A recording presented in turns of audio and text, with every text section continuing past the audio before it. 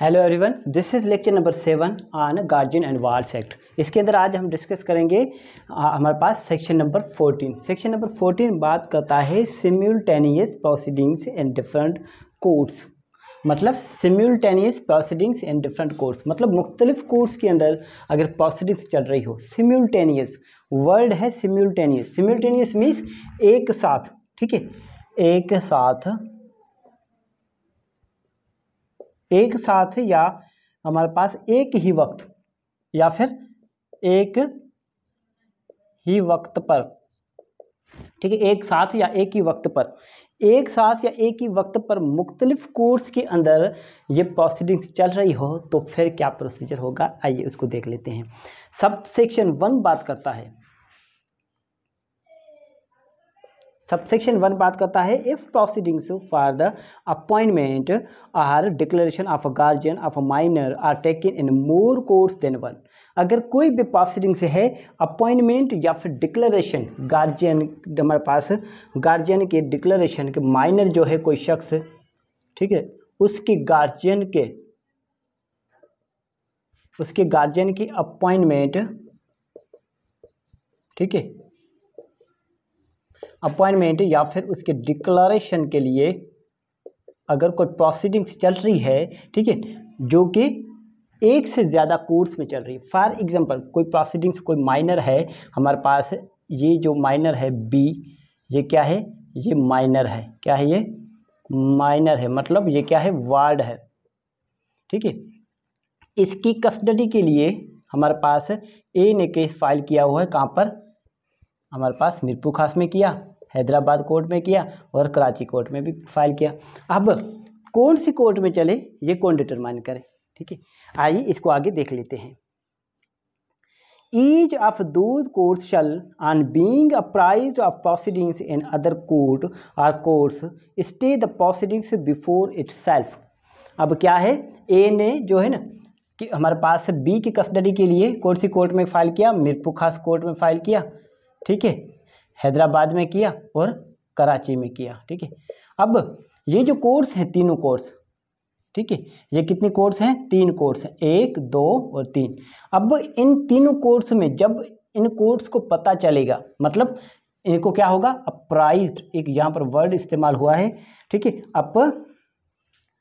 अप्राइज्ड word का मतलब क्या है, अप्राइज्ड वर्ड मतलब गिव नोटिस, ठीक है, गिव नोटिस और बी अवेयर, ठीक है।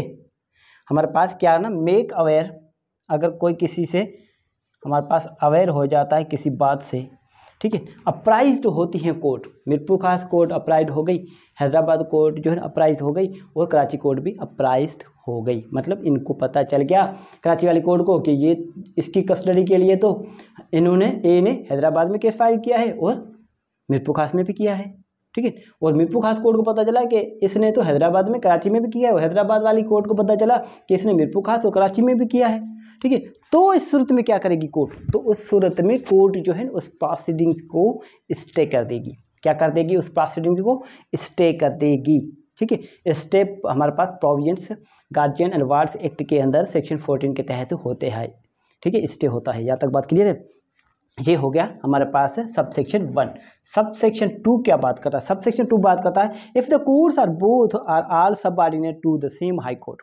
अगर जो कोर्ट्स है ना, दोनों हमारे पास कोर्ट्स हैं, फॉर एग्जांपल, ठीक है, if courts are both or all subordinate to the same high court, अगर सबकी सब same high court, for example हमारे पास यहाँ पर कराची नहीं जाते, यहाँ पर हमारे पास मीरपुर खास, हैदराबाद और यहाँ पर उमरकोट, तीनों कोर्ट्स में केस चल रहा है, तो फिर ये तीनों की तीनों अगर एक हाई कोर्ट के सब ऑर्डिनेट है, मतलब सिंध हाई कोर्ट के सब ऑर्डिनेट है, सिंध हाई कोर्ट के सब ऑर्डिनेट, मतलब सिंध हाई कोर्ट के अंदर हैदराबाद हाई कोर्ट के सब ऑर्डिनेट हैं। ये किसके सब ऑर्डिनेट हैं, हैदराबाद हाई कोर्ट के सब ऑर्डिनेट हैं। तो फिर क्या होगा, they shall report to case to the high court. तो फिर ये जज से क्या करेंगे, ये कोर्ट्स क्या करेंगी, उस हाई कोर्ट को रिपोर्ट करेगी इस केस के लिए। यहाँ तक बात क्लियर है, ठीक है। And the high court shall determine in which of the courts the proceedings with respect to the appointment और declaration of a guardian of the minor shall be had. तो फिर ये कोर्ट्स जो है ना वो हाई कोर्ट को क्या करेंगी, हमारे पास हाई कोर्ट को इस केस, इन तीनों केसेस के बारे में जो है ना रिपोर्ट करेगी। तो फिर ये हाई कोर्ट जो है, हैदराबाद हाई कोर्ट जो है ना, ठीक है, आरी बात समझिए, ये डिटरमाइन करेगी कि आप तीनों कोर्ट्स में से कौन सी कोर्ट को ये चलाना चाहिए। डिटरमाइन करेगी कि कौन सी कोर्ट जो है ना वो गार्जियन वार्ड्स की प्रोसीडिंग्स को चलाएगी। ठीक है, फॉर एग्जाम्पल हाई कोर्ट कहती है कि नहीं जी ये माइनर वहाँ पर रहता है या कुछ भी, आप जो है अमर कोर्ट में चले जाओ, ये केस जो है अमर कोर्ट वाली कोर्ट में ही चलेगा, बाकी में प्रोसीडिंग्स जो है स्टे रहेंगी। यहाँ तक बात करिए, ख़त्म नहीं होती कभी भी। एक बात आप याद रख ले हमेशा कि जब भी कोई सेम नेचर का कोई केस अगर फाइल होता है दूसरी कोर्ट में, तो फिर वो हमारे पास ख़त्म नहीं होता है, वो स्टे हो जाता है। जब दूसरी कोर्ट में से फैसला आ जाएगा तो फिर वो फैसला वहाँ पर क्या हो जाएगा, अटैच हो जाएगा। यहाँ तक बात क्लियर है? ठीक है, सब सेक्शन 3 क्या बात करता है? सब सेक्शन 3, ठीक है, ये सब सेक्शन 2 था, सब सेक्शन 3 बात करता है in any other case in which proceedings are stayed under sub section 1, जब कोई प्रोसीडिंग्स जो है वो स्टे हो चुकी है सब सेक्शन 1 के तहत, the court shall report the case to and be guided by such orders it they may receive from their respective state governments. यहाँ पर स्टेट गवर्नमेंट्स मतलब हमारे पास प्रोविंशियल गवर्नमेंट की बात आ जाती है, प्रोविंशियल गवर्नमेंट, ठीक है, मतलब वे not subordinate to same high court. For example ये किस सूरत में आ रही है, ठीक है, ये फॉर एग्जांपल कोई हमारे पास प्रोसीडिंग्स है गार्जियन के लिए, एक केस फाइल किया हुआ है हमारे पास, कहाँ पर, ये केस फाइल किया हुआ है कस्टडी के लिए कराची में, ठीक है, ठीक है, और कराची में ये कोर्ट है, इसकी ये सबऑर्डिनेट है कराची हाई कोर्ट के, किसके high court, Karachi high court के। दूसरा केस फाइल किया हुआ है हैदराबाद के अंदर, ठीक है, कहाँ पर किया है, हैदराबाद के अंदर, और ये किसके सबऑर्डिनेट है, हैदराबाद हाई कोर्ट के तहत, ठीक है, हैदराबाद हाई कोर्ट के सबऑर्डिनेट है। यहाँ पर दो सबऑर्डिनेट अलग अलग जो है ना कोर्ट्स के अंदर प्रोसीडिंग चल रही है, और अलग अलग जो कोर्ट जो हैं वो अलग अलग हाई कोर्ट के सबऑर्डिनेट हैं, तो फिर प्रोविंशियल गवर्नमेंट जो है वो इंटरफेयर करेगी और इस पर जो है ना गाइड करेगी कि ये हमारे पास किसके पास चलना चाहिए। आ रही बात समझ में? यहाँ तक बात क्लियर है? इसका जो है ना आप देख लें कि if the various courts in which guardianship proceedings are pending are not subordinate to same high court, then they shall report the matter and be guided by the orders of the their respective provincial governments. ठीक है, यहाँ तक बात clear है? मतलब Karachi high court भी है, ये भी हाई कोर्ट है, तो फिर ये हाई कोर्ट जो है ना दोनों, ये अपनी प्रोविंशियल गवर्नमेंट जो है उसको, फॉर एग्जाम्पल सिंध गवर्नमेंट को ये क्या करेंगी, हमारे पास उसको रिपोर्ट करेगी, और फिर सिंध गवर्नमेंट जो है ना उस पर क्या करेगी, हमारे पास गाइड करेगी इस मामले पर कि ये कोर्ट जो है ना इस कोर्ट को चलाना चाहिए, ये मैटर। यहाँ तक बात क्लियर है? उसके बाद हम चले जाते हैं सेक्शन नंबर 15 पर। सेक्शन नंबर 15 पर चलने से पहले थोड़ा सा आप देख लें, अगर किसी किस्म का कोई सवाल हो तो आप मुझसे पूछ सकते हैं। ठीक है डियर्स, सेक्शन 4 हमारे पास 14 हो गया। अब चलते हैं हम 15 पर।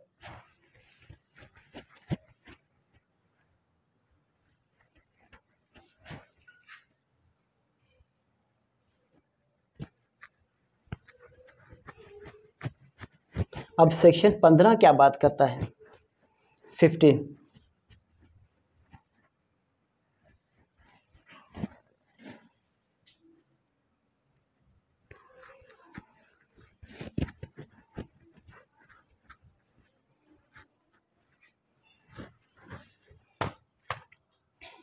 सेक्शन 15 बात करता है अपॉइंटमेंट और declaration of several guardians. Section 15 बात करता है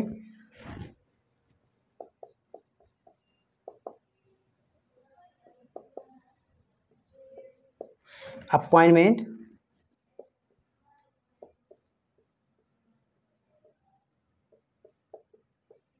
और डिक्लेरेशन ऑफ सेवरल गार्जियंस।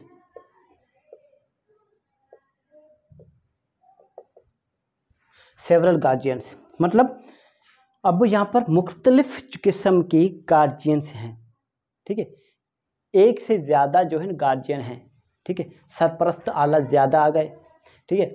मतलब कोई ऐसा माइनर है जिसकी बहुत सारी प्रॉपर्टी है, वो भी कहता है मैं भी इसका गार्जियन हूँ, वो भी कहता है मैं भी इसका गार्जियन हूँ, वो कहता है मैं भी इसका गार्जियन हूँ। जब कोई बच्चा ऐसा गरीब होता है तो इसके लिए अपने माँ बाप भी कहते हैं कि नहीं ये उसको रखेगा, ठीक है, इसको वो रखेगा, इसका हस्बैंड रखेगा। मदर कहेगी नहीं ये इसको जो है ना, हस्बैंड कहेगा नहीं इसको मदर रखेगी, ठीक है। मदर की सोर्स ऑफ इनकम अच्छी है, ठीक है। अगर उस माइनर के नाम पर अगर प्रॉपर्टी है तो फिर वो कौन कहेंगे, सब के सब कहेंगे इसका गार्जियन तो मैं बनने के लिए तैयार हूँ। आइए खैर ये काफ़ी मामला हमने देखे हैं कोर्ट्स के अंदर, ठीक है। एक केस मेरे पास ऐसा आया जिसके अंदर माइनर के नाम पर बहुत सारी प्रॉपर्टीज़ थी, ठीक है, बहुत सारी प्रॉपर्टीज़ थी।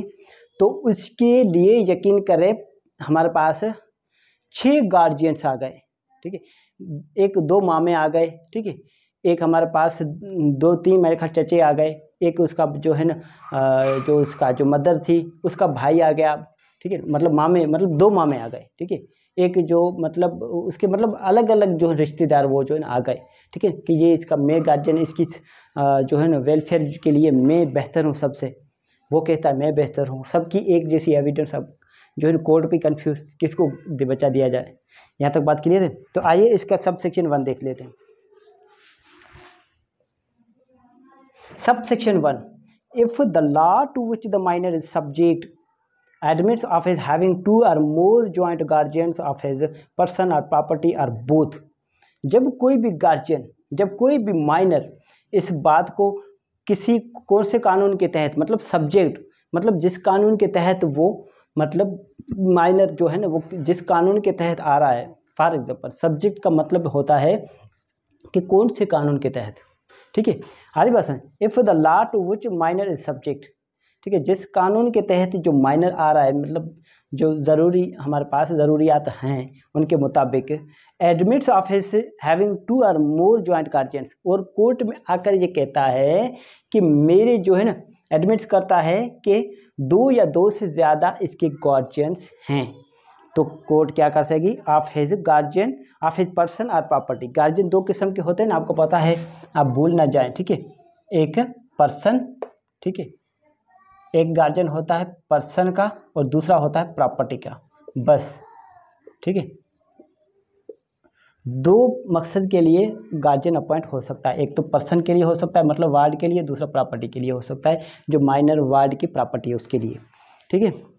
द कोर्ट में if it thinks fit appoint और डिक्लेयर देम, तो फिर कोर्ट जो है ना उसको डिक्लेयर कर सकती है, उसको अपॉइंट कर सकती है एज अ गार्जियन। यहाँ तक बात क्लियर है। फॉर एग्जांपल एडमिट्स वर्ड क्या है ना, वो ये नहीं कि गार्जियन जो है माइनर आके कोर्ट में कहे कि ये जो मेरे गार्जियन है, नहीं, मतलब 2, 1 या 1 से ज़्यादा जब गार्जियन कोर्ट में आकर एडमिट्स करते हैं कि हम इसके जो है गार्जियंस हैं, ठीक है, हम इस गार्जियन के लिए फिट हैं, तो फिर कोर्ट जो है हमारे पास 1 से ज़्यादा भी गार्जियन अपॉइंट कर सकती है, जॉइंट गार्जियन पे अपॉइंट कर सकती है। फॉर एग्जांपल कोई हमारे पास वार्ड है एक्स, ये क्या है, ये माइनर है, वार्ड है, क्या है, ये वार्ड माइनर है, बच्चा है, इसकी गार्जियन के लिए ए आया, ठीक है, बी भी आया, सी भी आया, डी भी आया, ठीक है, मतलब अलग अलग, ठीक है। अब इस माइनर की प्रॉपर्टी भी है, क्या है, माइनर की प्रॉपर्टी भी है, तो फिर कोर्ट जो है ना जॉइंट गार्जियनशिप भी हमारे पास डिक्लेयर कर सकती है, अपॉइंट कर सकती है। सबसेक्शन 2 और 3 ओमिट किया गया है। नंबर 4 क्या बात करता है, नंबर 4 उसके बाद में आपको एग्जांपल से समझाऊंगा, पहले नंबर 4 देख लें आप। Separate guardians may be appointed or declared of person and of property of a minor, तो अलग अलग जो है ना गार्जियन अपॉइंट हो सकते हैं, सेपरेट जो है हमारे पास गार्जियन अपॉइंट हो सकते हैं, ठीक है, माइनर और उसकी प्रॉपर्टी के, ठीक है, माइनर और उसकी प्रॉपर्टी के सेपरेट गार्जियन अपॉइंट हो सकते हैं। यहाँ तक बात क्लियर है। नंबर 5 क्या बात करता है, नंबर 5 बात करता है, if a minor has several properties the court में if it thinks fit appoint और declare a separate guardian for any और मोर ऑफ प्रॉपर्टीज। अगर एक शख्स की, फॉर एग्जांपल ये हमारे पास एक्स है, इसकी प्रॉपर्टीज़ भी है, ठीक है, इसके गार्जियन के लिए ए भी आया है, बी भी आया है, सी भी आया है, डी भी आया, ये सब के सब क्या हैं, ये गार्जियन हैं, ठीक है। इसकी प्रॉपर्टी है, कौन कौन सी प्रॉपर्टी है, इसकी प्रॉपर्टी है फॉर एग्जांपल ये प्रॉपर्टी है X1 प्रॉपर्टी है, ठीक है, x2 प्रॉपर्टी है, x3 प्रॉपर्टी है, x हमारे पास 4 प्रॉपर्टी है, x5 प्रॉपर्टी। ये सब की सब माइनर की प्रॉपर्टीज़ हैं वार्ड की, क्योंकि इसकी हमारे पास जो फादर थे इसके बहुत बड़े अमीर थे, इसके फादर और मदर, ठीक है। फॉर एग्जांपल अनफॉर्चुनेटली अगर वो किसी एक्सीडेंट में चले जाते हैं या कुछ भी ऐसे हालात हो जाते हैं या किसी को मार दिया जाता है, कुछ भी होता है, ठीक है, तो फिर इसकी बहुत सारी हमारे पास प्रॉपर्टी है। तो फिर इस प्रॉपर्टी के लिए मीन्स उस प्रॉपर्टी के लिए जो अलग सेपरेट गार्जियन अपॉइंट हो सकते हैं, ठीक है। आरी बात समझिए कैसे। If a minor has several properties, अगर किसी माइनर की बहुत सारी प्रॉपर्टीज़ हैं, मुख्तलिफ प्रॉपर्टीज़ हैं, द कोर्ट में इफ इट थिंक्स फिट, अगर कोर्ट बेहतर समझे, अपॉइंट और डिक्लेयर अ सेपरेट गार्जियन, तो फिर अपॉइंट कर सकती है, डिक्लेयर कर सकती है एक अलग से गार्जियन को, ठीक है। फॉर एनी और मोर ऑफ द प्रॉपर्टीज, किसी भी एक या फिर ज़्यादा प्रॉपर्टी के लिए। ए आया तो ए को कौन सी प्रॉपर्टी दी जा सकती है, x1 प्रॉपर्टी भी दी जा सकती है इसकी है, इसके साथ साथ इसको x2 भी दी जा सकती है, इसको कोई भी दी जा सकती है, x5 भी दी जा सकती है। मतलब कोई एक प्रॉपर्टी भी दी जा सकती है, तो फिर इसको एक से ज़्यादा प्रॉपर्टीज़ भी इसको दी जा सकती है कि आप इसके गार्जियन रहेंगे, इसकी केयर करेंगे। यहाँ तक बात क्लियर है, ठीक है। बिल्कुल सिंपल है, अगर समझ में ना आए तो आप मुझसे पूछ सकते हैं। अब आपको मैं एग्जांपल दे देता हूँ, ठीक है।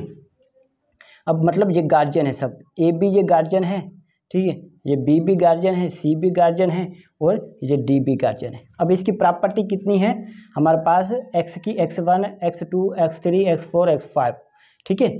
अब ए को जो है x1 प्रॉपर्टी दे दी गई, ठीक है, और बी को दे दी गई हमारे पास x2, ठीक है। बी को कौन सी प्रॉपर्टी दे गई, x2 प्रॉपर्टी दे गई।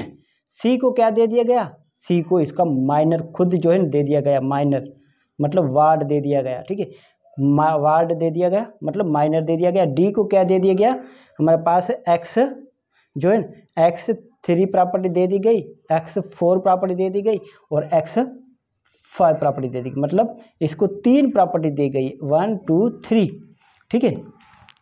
मगर एक बात याद रखें आप, एक प्रॉपर्टी के लिए फॉर एग्जांपल x प्रॉपर्टी के लिए, ठीक है, x प्रॉपर्टी x1 प्रॉपर्टी के लिए 2 गार्जियन अपॉइंट नहीं हो सकते, जैसे कि a और b, ठीक है। एक गार्जियन, एक से ज़्यादा प्रॉपर्टी का गार्जियन हो सकता है, अपॉइंट हो सकता है, डिक्लेयर हो सकता है, मगर 2 या 2 से ज़्यादा गार्जियन एक प्रॉपर्टी के गार्जियन अपॉइंट नहीं हो सकते। यहाँ तक बात क्लियर है, सिंपल है। अगर समझ में ना आए तो आप मुझसे पूछ सकते हैं। इसके बाद हम चले जाएंगे हमारे पास सेक्शन नंबर 16 पर, ठीक है। आइए सेक्शन नंबर 16 देख लेते हैं हम। अगर ये आपको समझ में आया हो तो आप मुझे कमेंट बॉक्स में ज़रूर मुझे जो है ना वो इन्फॉर्म करना। अगर किसी बात की कोई कन्फ्यूजन हो तो आप मुझसे पूछ लिया करें। डियर फ्रेंड्स, मैं काफ़ी कोशिश करता हूं कि किसी भी किस्म की कोई भी कन्फ्यूजन आपके जहन में ना रहे। मैं काफ़ी अच्छी तैयारी करके उसके बाद ही जो है ना वो लेक्चर डिलीवर करता हूं आपके लिए, ठीक है। मगर फिर भी मुझे ऐसा लगता है कि काफ़ी चीज़ें में जो है ना वो हमारे पास भूल जाता हूँ लेक्चर के दौरान, ठीक है। जो बातें आपसे शेयर करनी होती हैं वो बातें मैं शेयर नहीं कर पाता। तो आइए अब सेक्शन हम 16 देख लेते हैं। सेक्शन ये 16 हो गया, ठीक है। ये क्या बात करता है, अपॉइंटमेंट। ये क्या बात करता है, अपॉइंटमेंट और declaration of guardian for property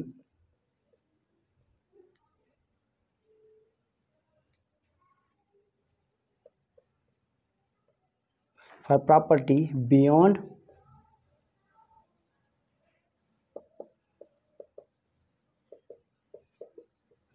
jurisdiction of the court,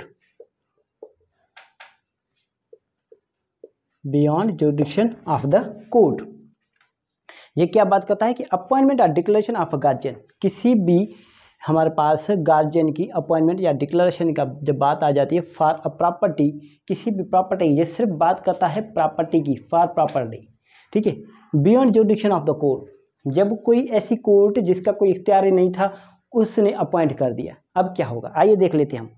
if the court appoints और declares a guardian for any property situate beyond the local limits of its jurisdiction, जब भी कोई कोर्ट्स जो है अपॉइंट करती है या डिक्लेयर करती है किसी गार्जियन को, ठीक है, जो प्रॉपर्टी सिचुएट करती है उसकी जो है ना हमारे पास लोकल लिमिट से बाहर, out of its local limits of its jurisdiction, ठीक है, the court having jurisdiction in the place where the court is situate shall, तो फिर जिस कोर्ट की जुरिसडिक्शन है, ठीक है, जिस कोर्ट की जुरिसडिक्शन है उस प्रॉपर्टी पर जहाँ पर वो प्रॉपर्टी सिचुएट करती है, जहाँ पर वो प्रॉपर्टी है, on production of certified copies of the order appointed और declaring the guardian accept him as duly appointed और declared and give effect to the order, ठीक है।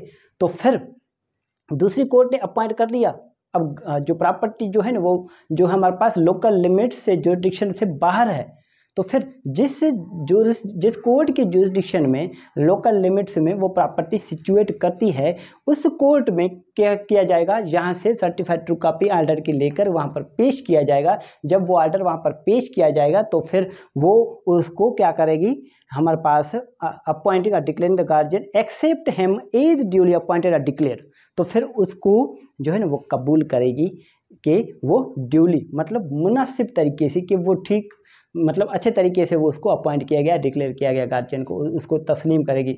वहाँ पर अब नहीं है कि वहाँ पर दूसरा अलग से प्रोसीडिंग्स चलेगी, दोबारा से नोटिस होंगे, दोबारा से एप्लीकेशन आप लेके आओ, दोबारा से नोटिस हो, दोबारा से गवाही चले, उसके बाद जो अपॉइंट हो। उस कोर्ट ने ठीक है उसके पास जुरिसडिक्शन नहीं थी मगर उसने अपॉइंट कर दी है गार्जियन, ठीक है, केस चलाने के बाद, गवाही चलाने के बाद, ठीक है, तो फिर अब उसको हम तस्लीम करते हैं, ठीक है। अब आप ही इसके प्रॉपर्टी के गार्जियन रहेंगे। यहाँ पर बात आ रही है सिर्फ प्रॉपर्टी की, माइनर की वार्ड की बात नहीं कर रहे हैं। जब प्रॉपर्टी दूसरे हमारे पास दूसरे ज़िले के अंदर हमारे पास सिचुएट हो, दूसरी कोर्ट जो है कर ले तो कोई इशू नहीं है। यहाँ तक बात क्लियर है।